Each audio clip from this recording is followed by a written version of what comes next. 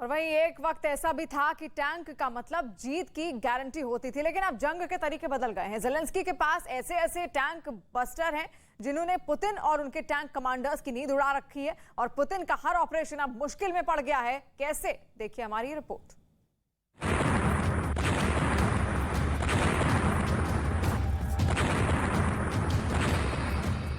किसी भी युद्ध में टैंक सबसे सुरक्षित और सबसे ताकतवर मशीन मानी जाती है, लेकिन यूक्रेन और रूस के युद्ध ने इस बात को गलत साबित कर दिया है। जिस टैंक को रूस ने मॉस्को में विक्ट्री डे परेड में बहुत शान से उतारा,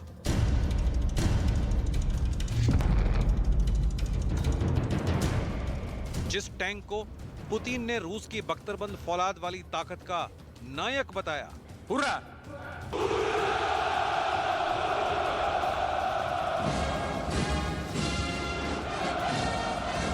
जिस टैंक को रूस ने यूक्रेन में इस उम्मीद के साथ उतारा कि वो ज़ेलेंस्की की फौज को रौंद डालेगा, वो अब बहुत सस्ते में मारा जा रहा है। यूक्रेन की फौज पुतिन के नए नवेले टैंक को कैसे तबाह कर रही है, ये तस्वीरें देखिए। इस वीडियो ने यूक्रेन के वॉर जोन से लेकर मॉस्को में रक्षा मंत्रालय तक भूचाल ला दिया है। ये यूक्रेन के खार्किव का वीडियो है, जहां रूस के T-90M टैंक को यूक्रेन की फौज ने एक रॉकेट लॉन्चर से उड़ा दिया। देखिए, अब इस टैंक की हालत देखिए। किसी भी टैंक कमांडर को जो टैंक की ताकत को बहुत अच्छी तरह से समझता है, उसे T-90M के इस हश्र को देखकर बहुत अफसोस हो रहा होगा। इस टैंक को कैसे निशाना बनाया गया, क्यों ये अब एक टीन के डब्बे जैसा तब्दील हो गया, इसकी पूरी कहानी बताएंगे। लेकिन इसका सबसे हैरान करने वाला सच तो देख लीजिए, जिसने पूरी वॉर इकोनॉमिक्स को केले के छिलके की तरह उतारकर सामने रख दिया है। रूस का ये टैंक T-90M इसका सबसे आधुनिक वर्जन है और इसकी कीमत 40 करोड़ थी, और यूक्रेन ने इसे ऐसे गोले से तबाह कर दिया जिसकी कीमत है मात्र 1 लाख रुपए। यानी ज़ेलेंस्की 1 लाख के गोले से पुतिन के 40 करोड़ रुपए के टैंक को तबाह कर रहे हैं। ऐसा यूक्रेन की फौज कैसे कर रही है, इसका एक छोटा सा वीडियो देखिए। ये कार्ल गुस्ताव रॉकेट का AT-4 लॉन्चर है। इस सिस्टम की कीमत करीब 18 लाख रुपए है। इसमें से 84 मिलीमीटर का गोला फायर किया जाता है। ये गाइडेड सिस्टम नहीं, लेकिन निशाना परफेक्ट लगाता है।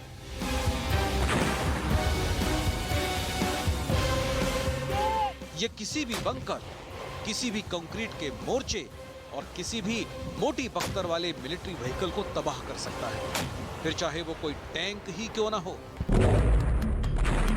AT-4 रॉकेट लॉन्चर को देखें तो इसने भी रूस के सामने बड़ा चैलेंज पेश किया है। एक इन्फेंट्री वेपन सिस्टम के तहत अब यूक्रेन की हर प्लाटून को इससे लैस किया जा रहा है। AT-4 ऐसा सिस्टम है जो भले टैंक को टॉप एंगल अटैक ना कर पाए, लेकिन इससे लैस होकर एक फौजी इतना खतरनाक हो सकता है कि लगातार हमले के जरिए किसी भी बढ़ते हुए काफिलों को रोक सकता है या हाई प्रोफाइल टारगेट पर वार कर सकता है। 84 मिलीमीटर के गोले के साथ AT-4 600 मीटर तक वार करता है।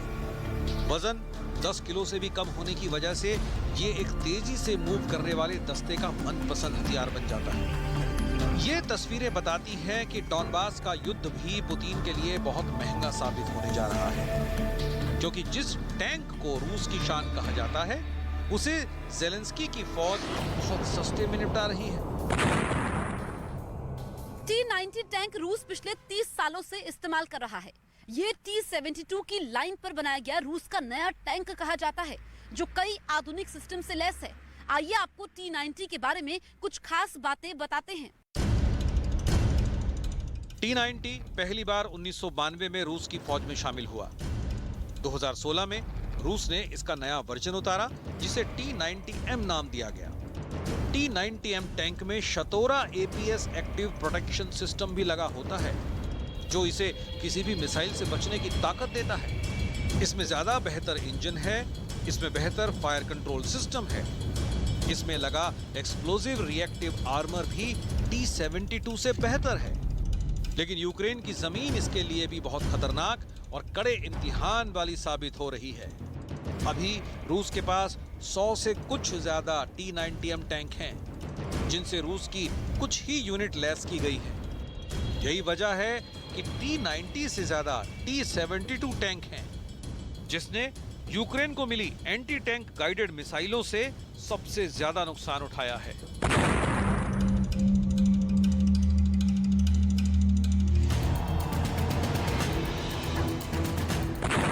ये T-72 B3 टैंक है, या कहें कि था।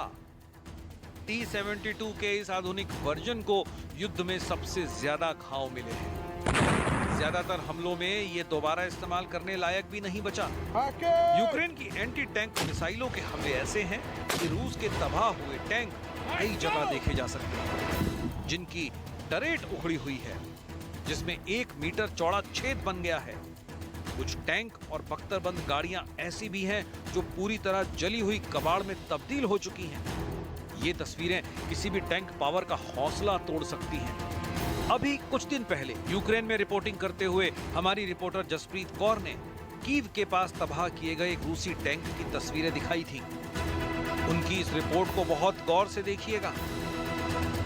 जिस टैंक में इस वक्त मैं मौजूद हूँ, ये रूस का टैंक है जो कि यूक्रेन की सेना ने पूरी तरीके से तबाह कर दिया है। हम लगभग कीव से 30 किलोमीटर की दूरी पर मौजूद हैं।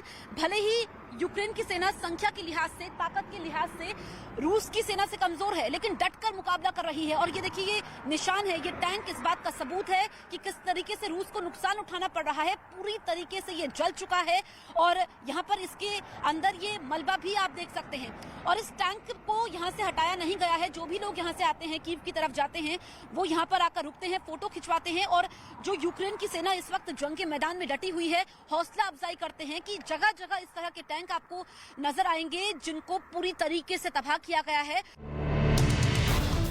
ये तस्वीरें उन तमाम देशों के लिए अलार्म बजने की तरह हैं जो T-72 टैंक का इस्तेमाल करते हैं, और इनमें भारत भी है।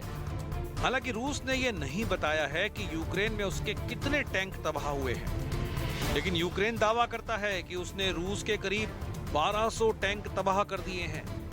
ये आंकड़े कुछ बढ़ा चढ़ा कर दिखाए गए लगते हैं, लेकिन निष्पक्ष सोर्स कहते हैं कि ये आंकड़े 500 से 600 के बीच हो सकते हैं। जमीनी युद्ध में सबसे खतरनाक हथियार टैंक होते हैं, लेकिन जब टैंक निशाना बनते हैं तो देखिए क्या होता है। पिछले 20 वर्षों में जितने भी युद्ध हुए हैं, उनमें टैंक का वो वाला दबदबा खत्म हो गया है जिसकी वजह से उसे फौलादी मशीन कहा जाता है। टैंक पर जब किसी मिसाइल से हमला होता है तो उसका ये हाल होता है। यूक्रेन की फौज और मिलिशिया इस वक्त 2 और तरह के एंटी टैंक वेपन सिस्टम इस्तेमाल कर रहा है। इनमें अमेरिका से मिला javelin anti tank guided missile system है, जिसकी रेंज 4 किलोमीटर है। एक जेवलिन सिस्टम की कीमत 1 करोड़ रुपए से ज्यादा है, जबकि इसकी एक मिसाइल की कीमत 60 लाख रुपए है। ब्रिटेन से मिला NLAW सिस्टम यानी next generation light anti tank weapon, जिसकी रेंज 800 मीटर है। एक NLAW मिसाइल की कीमत 30 लाख रुपए है। ये दोनों टॉप एंगल अटैक वाली मिसाइल है। ये मिसाइल टैंक के ऊपरी हिस्से पर अटैक करती हैं। सभी टैंक साइड से चाहे जितनी मोटी बख्तर क्यों ना ओढ़े हुए हों, उनका ऊपरी हिस्सा जहां से क्रू बाहर निकलता है, उसकी फौलादी चादर इतनी मोटी नहीं होती। यही वजह है कि जब वहां हमला होता है तो मिसाइल टैंक के अंदर तक घुस जाती है, और तब होता है ऐसा धमाका जिससे टैंक का पूरा क्रू सैकड़ों डिग्री तापमान में पिघल सा जाता है। साथ में टैंक का ऊपरी हिस्सा यानी टरेट धमाके के बाद तेजी से ऊपर उड़ जाती है, क्योंकि टैंक के अंदर भी गोले रखे होते हैं जिन्हें टैंक से दागने के लिए भी इस्तेमाल किया जाता है, यानी टैंक का एम्यूनेशन। जब टैंक में आग लगती है तो उसमें रखे 45 गोले भी एक्टिव हो जाते हैं, और फिर बड़ा सा ऐसा ब्लास्ट होता है जिससे ऊपरी हिस्सा बहुत ऊपर उछलकर गिर जाता है। T-72 हो या T-80, ये दुनिया के बेहतरीन टैंक माने जाते हैं, लेकिन इनके खिलाफ अगर जेवलिन का एक्शन देखेंगे तो हैरान रह जाएंगे। आइए सबसे पहले आपको बताते हैं कि जेवलिन क्या कर सकती है। ये फायर एंड फॉरगेट सिस्टम है, यानी एक बार दागो और भूल जाओ। ये मिसाइल टैंक की टरेट यानी उस हिस्से पर ऊपर से वार करती है जो टैंक का सबसे नाजुक हिस्सा माना जाता है। टॉप एंगल शॉट से रूस के ही नहीं, किसी भी टैंक के बचने के ना के बराबर चांसेस होते हैं। अमेरिका 90 के दशक से इस मिसाइल को इस्तेमाल कर रहा है। जंग शुरू होने से पहले ही यूक्रेन की फौज को इन नए हथियारों को चलाने की ट्रेनिंग ब्रिटेन और अमेरिका से मिलने लगी। इसी वजह से यूक्रेन की फौज पहले दिन से इन हथियारों के जरिए रूस की फौज को रोकने में कामयाब रही है। 2013 में अमेरिका जेवलिन का नया वर्जन भारत के साथ तैयार करना चाहता था। हालांकि तकनीक ट्रांसफर को लेकर बात आगे नहीं बढ़ी और उस वक्त भारत भी अपनी एंटी टैंक मिसाइल तैयार कर रहा था।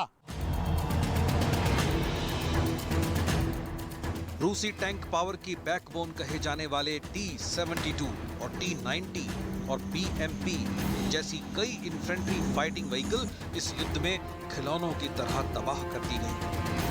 ऐसे ही हमलों और मिसाइलों को देखकर रूस की फौज कई जगह अपने टैंक और बख्तरबंद गाड़ियां छोड़कर भागी। देखा जाए तो रूस की सेना को यूक्रेन में लगातार बड़ी चुनौतियां मिल रही हैं। उसके कई जनरल और कई कमांडर इस जंग में मारे जा चुके हैं और वो जेवलिन, AT-4 और NLAW जैसे हथियारों के जरिए ही टारगेट बनाए गए हैं। अभी ये मिसाइलें और ये हथियार यूक्रेन को पश्चिमी देशों से मिल रहे हैं। वो जमीन पर चाहे अकेला लड़ता हुआ दिखाई दे रहा हो, लेकिन उसे ऐसी मदद अगर जारी रही तो पुतिन को ये युद्ध बहुत महंगा पड़ सकता है।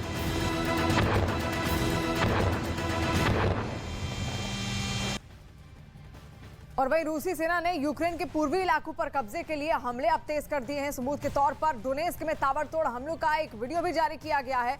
वहीं रूस की कोशिश जल्द ही इस इलाके में जनमत संग्रह कराने की भी है।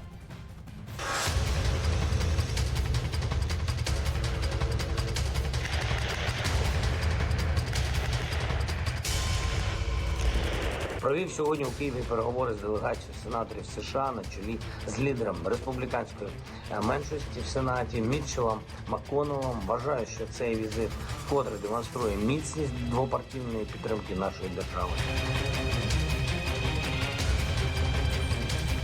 पूर्वी यूक्रेन में बमबारी कर रही पुतिन की सेना का असली मकसद क्या है? राष्ट्रपति ज़ेलेंस्की ने पूरी दुनिया को बता दिया। Провів сьогодні у Києві переговори з делегацією сенаторів США на чолі з лідером республіканської меншості в Сенаті Мітчеллом МакКоннеллом. Вважаю, що цей візит вкотре демонструє міцність двопартійної підтримки нашої держави, потужність зв'язку між українським та американським народами. Обговорили різні напрямки підтримки нашої держави, зокрема оборону і фінансову, а також і посилення санкцій проти Росії.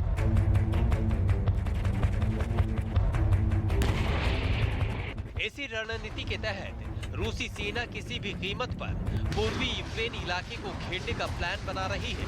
इस तस्वीर को देखिए, जिसमें डोनेस्क इलाके में रूसी सेना के टैंक उबड़ खाबड़ रास्तों पर फर्राटा भरते दिखाई दिए, जिन पर वी निशान भी बना नजर आया। हमले की सटीक पोजीशन पर आने के बाद इन टैंकों की मदद से यूक्रेन के सैन्य ठिकानों को निशाना बनाकर बमों की बरसात शुरू कर दी गई।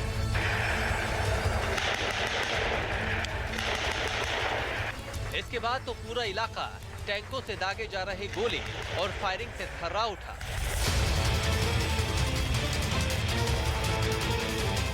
इस बीच कुछ जवान दुश्मन के ठिकानों पर मोर्टार दागते भी दिखाई दिए। रूस ने इन हमलों में डोनेस्क में यूक्रेन की सेना की 5 कमांड पोस्ट और हथियारों के 2 बड़े गोदाम तबाह करने का दावा किया।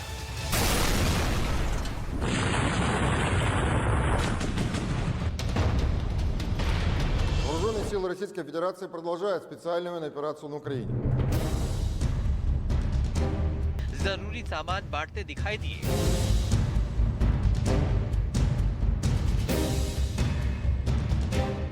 जिसके लिए कैंप के बाहर लोगों की भारी भीड़ उमड़ी दिखाई दी।